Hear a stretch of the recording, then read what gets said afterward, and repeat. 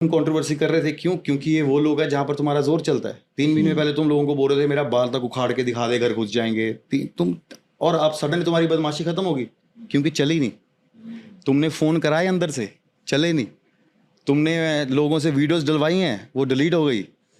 क्यों हो गई? क्योंकि राज चलता रहा भाई, चलाया। ठीक है, तुम्हें अपने शहर भी नहीं बुलाया और ये बोलते हैं गुड़गामा आ जाना। गुड़गामा तुम्हारा थोड़ी है भाई, हमारे बहुत सारे भाई हैं। तुम टैलेंट की बात कर लो, जितनी गंदी एक्टिंग करता है, तुमने टिकटॉक में भी देखी होगी, मैं अभी रील्स देख रहा था, बहुत ही गंदी एक्टिंग करता है एल्विश।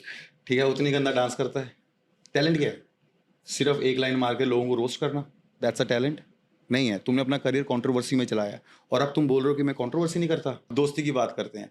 अब इन्होंने एक नैरेटिव सेट कर दिया अपनी पीआर से कि रजत दोगला है। रजत दोगला नहीं है भाई, रजत ने तुम्हारी सपोर्ट करी आकर, और तुमने फोन पे बोला कि भाई मेरा रजत से कोई लेना देना नहीं है, उसने तो अपनी मर्जी से वीडियो डाली है, आप उसके बाद उससे न भिड़ लो।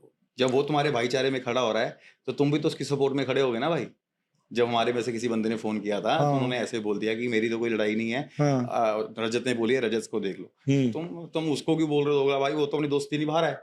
लड़ाई उससे होती है जो सामने भी दलेर बंदा हो। मैं बच्चों से नहीं लड़ता। मतलब कुछ नहीं करना तूने, बस अब कीचड़ में पत्थर मार के फायदा क्या है यार? वो कीचड़ भी नहीं है, वो गोबर कीचड़ सब एक साथ हो जाता है ना, वो है। तो उस पर मार के कोई फायदा नहीं है। प्रिंस नरूला ने अपनी एल्विश के साथ जो फाइट हुई है, पूरी स्टोरी है वो पारस के आबरा के डाबरा शो में बता दी है। अच्छा, अब मैं भी आपको पूरी चीज़ें बताता हूँ। पूरा पॉडकास्ट तो नहीं डाल सकता, आप देख सकते हो जाकर उनके चैनल पर, लेकिन मेन बात निकल के सामने आई थी कि जो रजत पीछे हटा था ना, उसके पीछे अभी ये बता रहे कि एक बड़ा कारण था। कारण ये था, अभी जो कंट्रोवर्सी हुई थी ना कि रजत को बहुत ज़्यादा ट्रोल किया जाने लगा कि उसने एल्विश का साथ छोड़ दिया, एल्विश का साथ छोड़ दिया।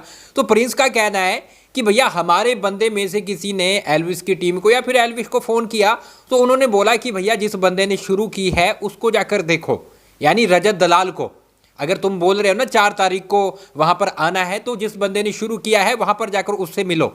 तो यहाँ पर जब ये बात आई, तो ये बात जब रजत तक पहुँचती है कि एल्विश की तरफ से ये सब बातें की जा रही है कि भाई रजत को देखो, तब यहाँ पर रजत ने बोला कि भाई तुम्हारी कंट्रोवर्सी तुम जानो, मुझे कुछ लेना देना नहीं।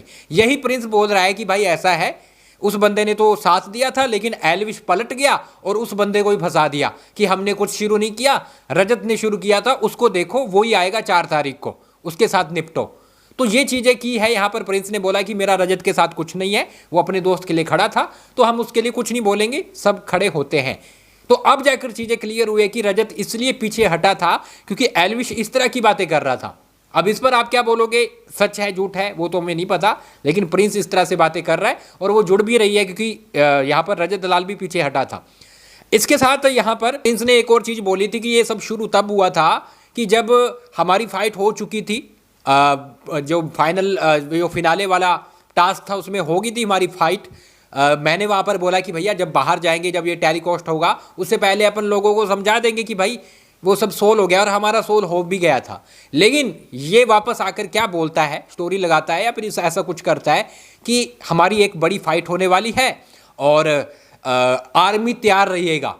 तो ये इस तरह की बातें कर रहा था। तब जाकर मुझे गुस्सा आया कि भैया हम सब वहाँ पर सोल करके आए हैं, ये अपनी क्या बोलना चाह रहा है अपनी जनता को, और ये एक नंबर का फट्टू है। ये मतलब कि बच्चों को ही डरा सकता है, हमारे साथ पाला नहीं पड़ा, हम एक टाइम पे 10 साल पहले बदमाशी करके छोड़ चुके हैं, ये अब कर रहा है।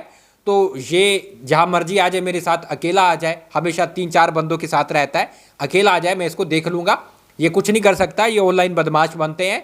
कहीं ना कहीं ये मीडिया को इस तरह से बोल देता है, सबको डरा देता है, लेकिन ऐसे में वैसा है नहीं, ये मतलब फट्टू इंसान है। कुछ इस तरह की बातें हैं वो प्रिंस करता हुआ नजर आ रहा था। हालांकि अब देखना होगा कि भैया इस पर एल्विश यादव क्या बोलता है, क्योंकि प्रिंस ने ये भी बोला कि ये जो एल्विश मेरे पे इल्ज़ाम लगा रहा था ना कि मैं इसका गाना फ्री करने गया, तो जब मैं इसके पॉडकास्ट में आया था या फिर वो करने आया तो तब इसने मुझे कुछ भी नहीं करा। मतलब कि मैंने तो इसको, जब मैं इसको बुलाया था तो इसकी फ़्लाइट, बिजनेस क्लास सब कुछ मैंने बुक करा, लेकिन इसने कुछ नहीं किया। मैं अपने पैसे लगा कर आया था, अपनी टिकट से आया था।